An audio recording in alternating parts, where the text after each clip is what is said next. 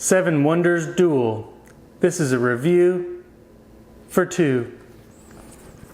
Hello friends, welcome to Review for 2. Today we'll be going over the 2-player game 7 Wonders Duel, how it plays with 2. So in this game, you're trying to build your city through 3 ages. You're trying to draft these cards, and your goal by the end of age 3 is to have the most points. So how do we play? Everybody starts off with 7 money, and one at a time, we'll be taking cards from the bottom row that are face up and putting them into your city. Now as your city grows, you'll be getting more resources, you'll be getting more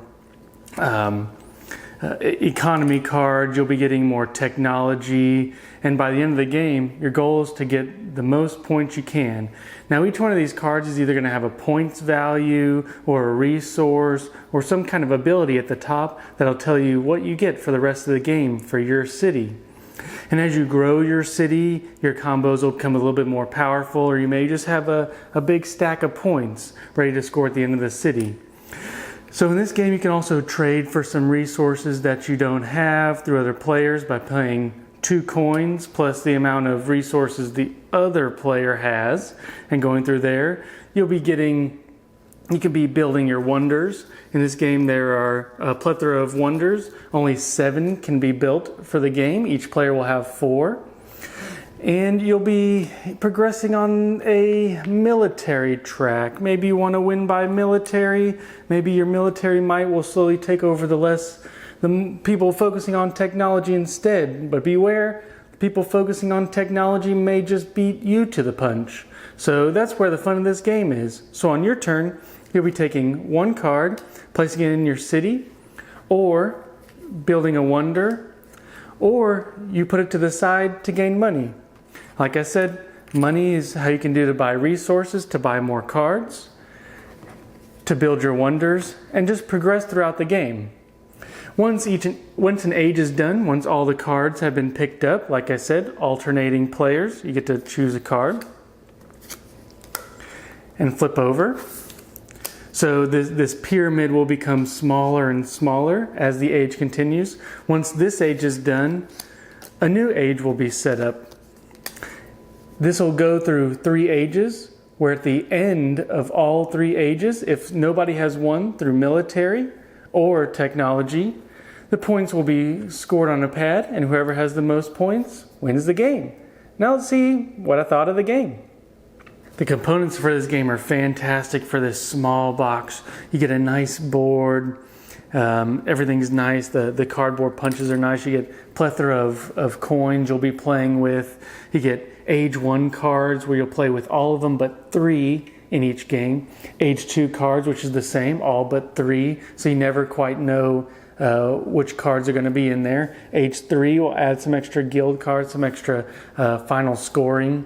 So the components of this game are great. There's the technology tiles. There's a really nice compact game. Like box-wise, it really doesn't take up much size on the table, which is perfect. It can be definitely played on a card table. You can definitely we're spread out over here.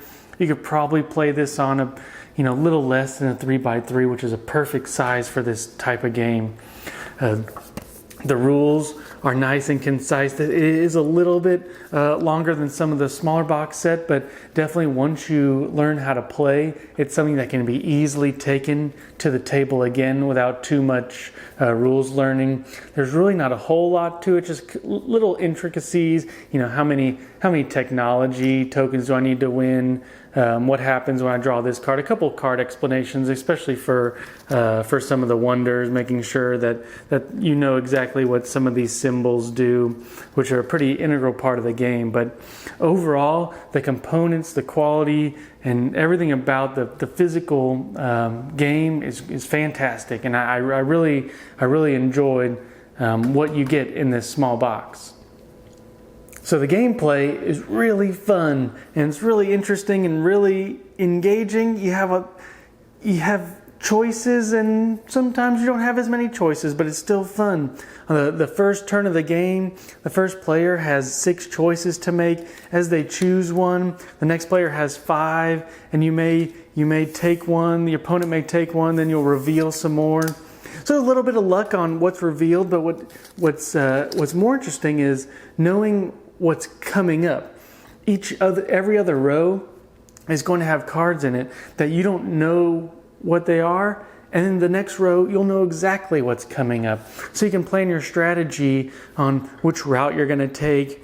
You know, this is really tough before the game. You can't really just say that you want to focus extremely on economy. You want all the yellow cards you can. Well, if the yellow cards don't come up, you better change your strategy, and that's what makes this game fun, is you don't know exactly what you're going to get from game to game. You may have to think on the fly. Oh, my opponent is stacking all the wood. Let me get some of the stone and some of the brick so that I can monopolize some of it. And seeing what they have, maybe they're investing too much into something, and you see that your military can sneak in there and they start to lose gold as you advance a little bit further. And eventually, if you make it to the end, you just outright win. Same thing with the green technology. While at the beginning they might not give you a whole bunch, they can eventually start to get you these tiles if you double up on some of the technologies. And once you get 6 different technologies, you win the game. And that's what makes this game interesting, is every game is dynamic because you don't know what you're getting next, and you don't, from the 3 cards that are left out, you don't know which cards are those. Those could be all resource cards, so resources could be scarce this time. They could be lacking of some of the blue cards, and you have a lot of just point generators. These wonder cards are fantastic because it's a rush to see, do I want this wonder now? Is it worth getting rid of this card? Because you can't, once you take the card, you can't place it. So there's a lot of decisions to be made. Even though in the game itself, there may not seem like there's very many decisions. You only have 3 decisions to make. Take a card, build a wonder, or discard that card for money. The gameplay is varied and unique. Every time will be a little bit different. You can knock these games out in 30 minutes, which is really nice. You know, they give you a nice score pad. At the end, you just add up all your stuff if nobody's won from the other various ways to win. But it's quick and easy.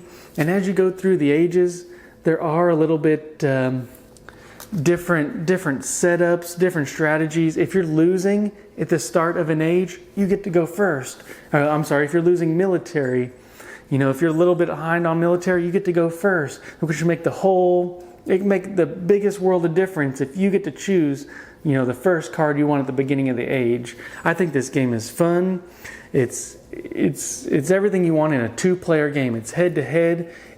It's slightly cutthroat, but that's what you want in a 2-player head-to-head game. But at the same time, you're building your own city. There's only a couple cards here and there that actually mess with other people's cities. So it's your own kind of tableau building, your own city building. It's your own game that you're creating. So I really like this game for the gameplay, and I just think it's a well-oiled machine, how they got everything laid out. You may be taking points from the blue, but the other person may have their own strategy. And at the end, when you add up all the points, you realize, oh, I should have been watching out for this before. That's what makes this game so fun. Now, I know this game my box has a ton of awards on this game. There's Seal of Excellence, there's Best 2-Player Game, there's a ton. And does it live up to the hype? And my answer is yes. As a 2-player game, this doesn't scale. It's just strictly a 2-player game. But is it a good 2-player game? And my answer is yes. This is a very excellent, well-oiled machine, well-oiled builder for 2. It plays quickly. It's varied. Everything's well. I really like 7 Wonders. It is a little bit different from its big brother, 7 Wonders, where it's a card drafting and you pass it along. I really like 7 Wonders, but as a 2-player game, this scratches the itch for 7 Wonders. 7 Wonders does not play well with 2 players, but Duel is a direct head-to-head.